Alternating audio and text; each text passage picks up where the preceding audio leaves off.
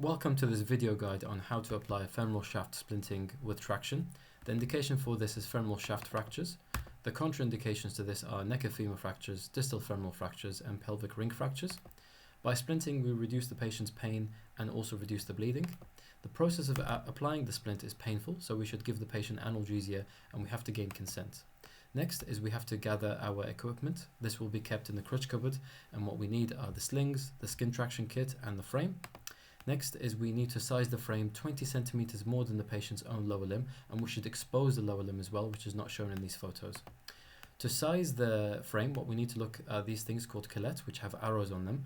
When the arrows line up with the arrows on the frame, then we know that it's in an unlocked position and we can begin to adjust the size. Once we've adjusted the size to the appropriate size, then we can turn it clockwise so that the arrows no longer line up and it's in a locked position.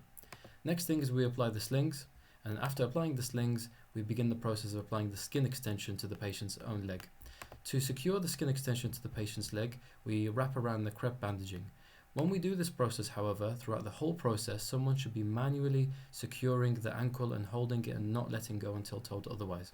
Also, after we've secured the skin extension to the patient's lower limb, there should be a 4 centimeters gap between the patient's foot and the skin extension. Afterwards, we can slide the frame underneath the patient's leg very gently, as this is quite painful for the patient, and the frame should make contact with the patient's ischium. Next, we can use this lever to elevate the frame, but we shouldn't be letting go of the ankle at this stage. And then using the traction cords, we wrap a secure knot around the D part of the ratchet mechanism. To apply the traction, we turn the ratchet knob away from the patient, and if we've applied too much traction, we simply pull out the ratchet knob and turn it towards the patient.